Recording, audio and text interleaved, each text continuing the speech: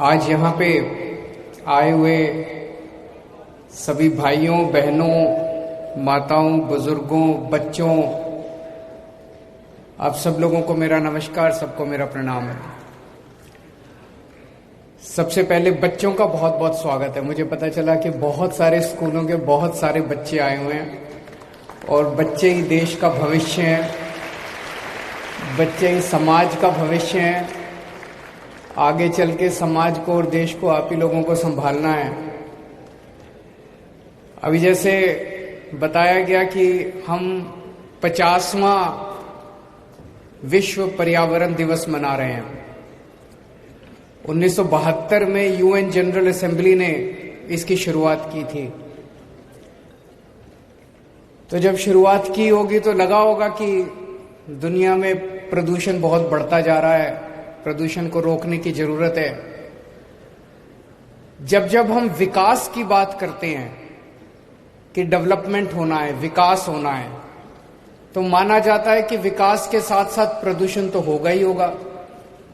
विकास होगा तो पेड़ काटे जाएंगे, विकास होगा तो धूल मिट्टी उड़ेगी, कंस्ट्रक्शन होगा।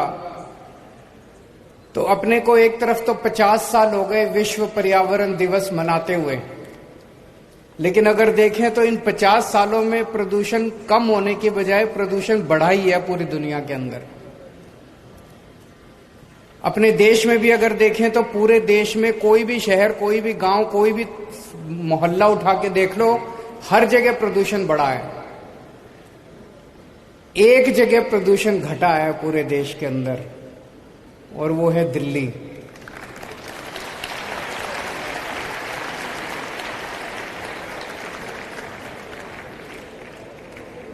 पिछले 8 साल के अंदर दिल्ली में विकास की गति कम नहीं हुई है, विकास खूब तेजी से बढ़ रहा है। स्कूल बन रहे हैं, अस्पताल बन रहे हैं, सड़कें बन रही हैं, फ्लाईओवर बन रहे हैं, सब कुछ हो रहा है, हर चीज हो रही है। लेकिन प्रदूषण बढ़ने की बजाय प्रदूषण कम हुआ है।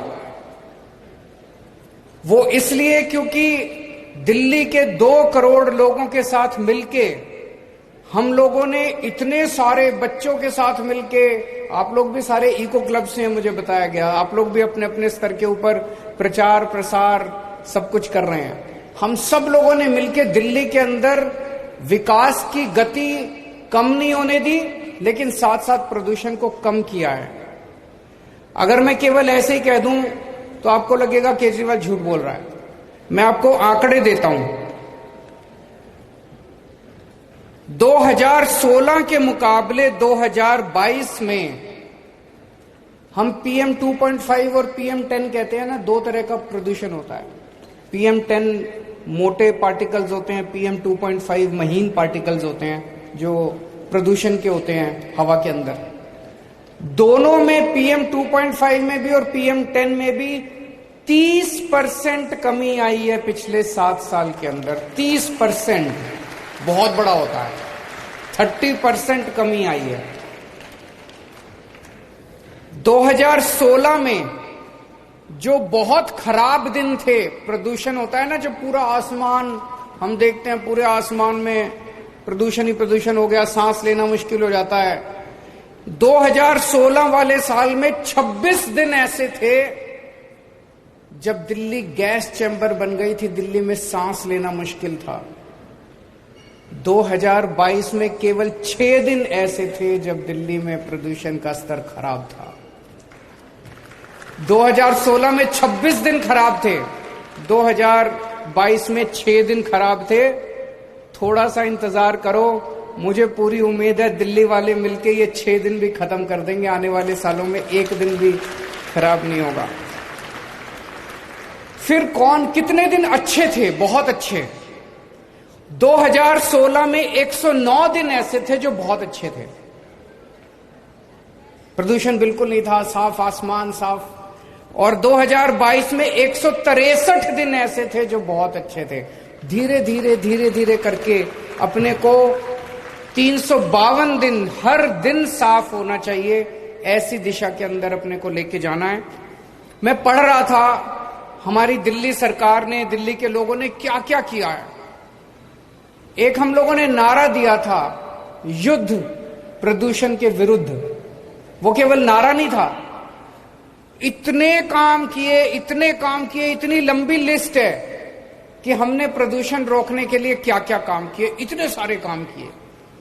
उसमें से मैं बस थोड़े से 2-4 काम गिनाना चाहता हूं जो सबसे इंपॉर्टेंट है। हम लोग सुनते हैं ना कि पराली जलाने की वजह से सर्दियों के अंदर प्रदूषण होता है। तो पराली को टैकल करने के लिए दिल्ली सरकार ने पूसा इंस्टीट्यूट के साथ एक घोल का आविष्कार किया और अब दिल्ली के किसान, लगभग सब लोग, दिल्ली के जितने भी किसान हैं, लगभग 5000 एकड़ के ऊपर दिल्ली में खेती होती है, दिल्ली के किसान अब पराली नहीं जलाते, वो घोल का छिड़काव कर देते हैं, पराली जलाने की जरूरत नहीं पड़ती। तो दिल्ली में पराली से, दिल्ली के किसानों की पराली से धुआं नहीं आता। पंजाब से धुआं आया करता है। पिछले साल पंजाब सरकार ने कई कदम उठाए। पिछले साल 30% धुआं कम हुआ पंजाब की वजह से। इस साल हम लगातार पंजाब सरकार के संपर्क में हैं। इस साल हमें उम्मीद है और भी कम होगा, पूरा खत्म हो जाएगा, उसमें थोड़ा समय लगेगा, लेकिन इस बार और भी काफी कम होगा। पंजाब से जो पराली का धुआं आता है, उस धुएं को रोकने के लिए पंजाब सरकार अपने स्तर पे कई सारे कदम उठा रही है। फिर दिल्ली में पेड़, मैं तो पूरे देश भर में घूमता हूं, सारे बड़े बड़े शहरों में जाता हूं, बंबई, अहमदाबाद, सूरत, कलकत्ता, मद्रास, हैदराबाद। सबसे ज्यादा पेड़ आपको, सबसे ज्यादा हरियाली दिल्ली के अंदर दिखाई देती है। इतना हरा भरा शहर है हमारा।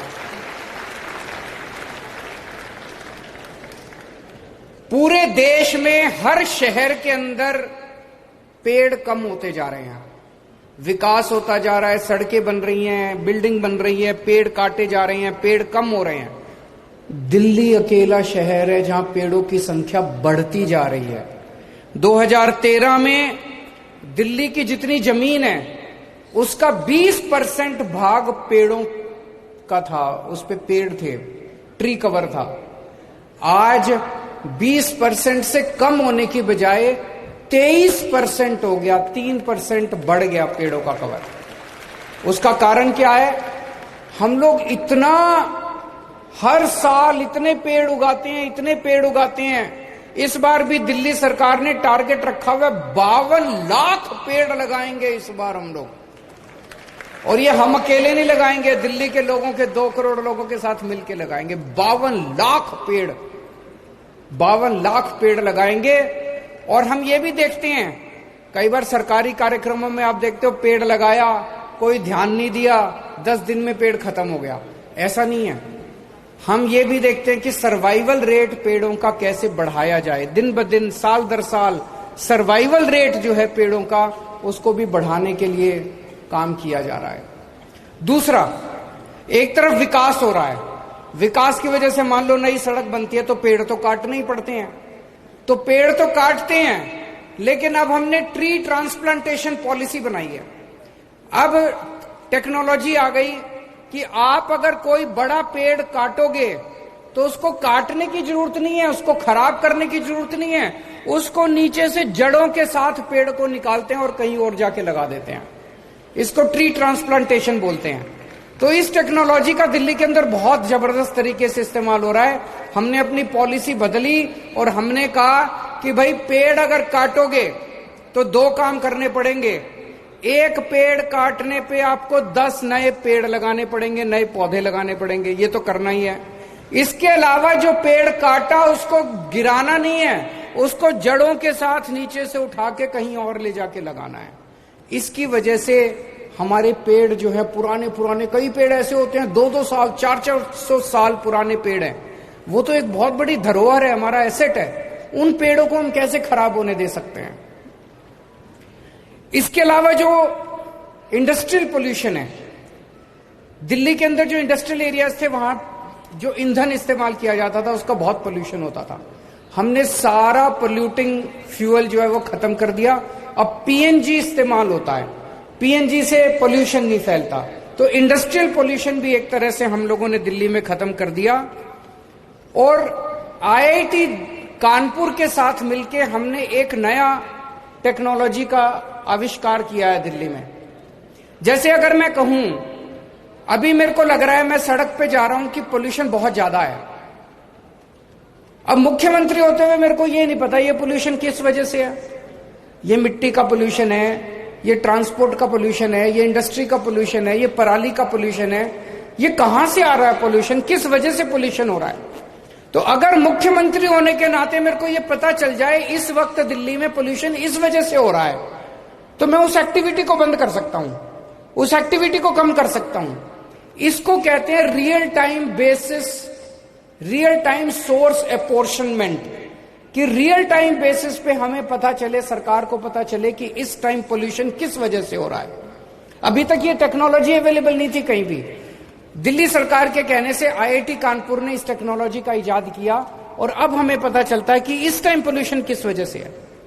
तो हमें पता चला सर्दियों में 1 महीना तो पोल्यूशन पराली का होता है, उसके बाद बाकी सर्दियों के अंदर वो जो अपने जगह जगह कहीं कोई ड्राइवर, कहीं सिक्योरिटी गार्ड, कहीं वो आग जला के बैठते हैं ना सर्दियों में अपना तापने के लिए, सबसे ज्यादा पोल्यूशन उस वजह से होता है। ये हमें इस स्टडी से पता चला। गर्मियों में पोल्यूशन का कारण बिल्कुल अलग है। गर्मियों में पोल्यूशन होता है डस्ट की वजह से, ये जो कूड़े के पहाड़ है इनमें जो आग लग रही है इसका धुआं होता है उस वजह से। ये जो झाड़ियां हैं, झाड़ियों में ज्यादा गर्मी होती है, अपने आप आग लग जाती है इस वजह से।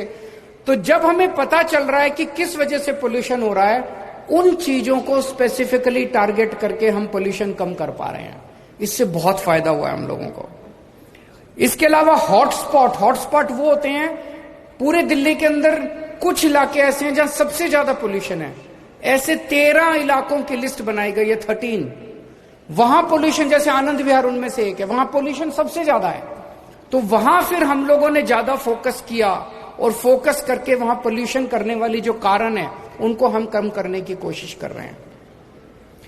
फिर मिट्टी की वजह से पोल्यूशन हो रहा है। मिट्टी सबसे ज्यादा उसका कारण है। कई जगह हम सड़क पे देखते हैं सड़क टूटी पड़ी है, बगल में सड़क के साइड में मिट्टी है, सुबह सुबह झाड़ू लगती है उससे मिट्टी होती है, ट्रक जाते हैं, ट्रक मिट्टी उड़ाते हुए जाते हैं। इसको खत्म करने के लिए अब पूरी दिल्ली में हम लोग बहुत बड़े स्तर के ऊपर सफाई, दिल्ली की सफाई का बहुत बड़ा अभियान शुरू कर रहे हैं। दिल्ली की सारी सड़कों को हम मैकेनिकल स्वीपर से वैक्यूम क्लीनिंग करेंगे ताकि वो डस्ट को सक किया जा सके, डस्ट उड़े ना। और हर हफ्ते दिल्ली की सारी सड़कों की पानी से सफाई हुआ करेगी ताकि वो जो डस्ट है वो उड़ना बंद हो। ये जब हो जाएगा तो एक तरह से यूरोपियन स्तर की जैसे सड़कें होती हैं, मिट्टी बिल्कुल नहीं होती, ऐसी सड़कें अपनी दिल्ली की हो जाएंगी। पटाखों के ऊपर आप सब बच्चों के साथ मिलकर हम लोगों ने बहुत बड़ी मुहिम छेड़ी जो अब काफी सफल, शुरू में तो थोड़ा सा विरोध हुआ था लेकिन अब सब पूरी दिल्ली इसमें साथ देती है। और एक हमने ग्रीन ऐप बनाया है जिसमें अगर आपको कहीं भी कोई पोल्यूशन दिखाई दे, आप शिकायत करते हो, उसमें 58,000 शिकायतें आई हैं अभी तक। उनमें से 90% से ज्यादा शिकायतों का निवारण कर लिया गया है। पूरे दिल्ली में हम 380 झीलें बना रहे हैं, लेक्स। दिल्ली धीरे धीरे झीलों का शहर कहलाएगा। पूरी दिल्ली के अंदर आप जहां भी जाओगे आपको झीलें दिखाई देंगी, खूबसूरत आसपास लैंडस्केपिंग दिखाई देगी। अभी जितनी झीलें, 26 झीलें बन के तैयार हो गई हैं। इन झीलों में मैं कई झीलों पे होके आया, अब वहां पे इतनी हरियाली है झीलों के चारों तरफ, इतना खूबसूरत वातावरण है, इतनी शुद्ध हवा है, वहां पे दूर दूर से पक्षी आने लगे हैं। और आसपास का पूरा, जैसे द्वारका की मैं झील पे गया था, 5 मीटर पानी ऊपर आ गया। वहां पे वाटर टेबल का 5 मीटर पानी ऊपर आ गया है। अब मुझे लगता है वहां पानी की दिक्कत ही नहीं होगी क्योंकि हम ग्राउंड वाटर से पानी इस्तेमाल करके ड्रिंकिंग के लिए इस्तेमाल कर सकते हैं। तो झीलों से एक तरफ वातावरण अच्छा होगा, एक तरफ हवा अच्छी होगी और दूसरी तरफ अपने को पीने को पानी मिलेगा। फिर हवा जो है ये किसी की बपौती नहीं है। हवा को ये नहीं पता कौन दिल्ली है, कौन हरियाणा है, कौन पंजाब है। तो आसपास के राज्यों से भी खूब पोल्यूशन आता है। आसपास के एनसीआर के जितने राज्य हैं उनकी सरकारों से हम लगातार बातचीत करते हैं। आसपास ईंट के भट्टे हैं, आसपास जो पावर प्लांट्स हैं, वहां से जो पोल्यूशन दिल्ली में आता है उसको भी हम रोकने का प्रयास कर रहे हैं। तो आइए आज विश्व पर्यावरण दिवस के अवसर पे हम ये प्रण लें कि अपने दिल्ली की हवा को, पानी को साफ करने के लिए इसे हम सब लोग, अकेले सरकार से नहीं होगा, सबको इसमें भागीदारी करनी पड़ेगी, जिम्मेदारी निभानी पड़ेगी। हम सब लोग मिलके इसको एक जन आंदोलन बनाएंगे। बहुत बहुत शुक्रिया। बहुत बहुत धन्यवाद सर, आपने जो आग्रह किया है मैं आशा करती हूँ कि ये हम सभी के लिए आदेश रहेगा और हम सभी लोग इस चीज के प्रति कारगर रहेंगे।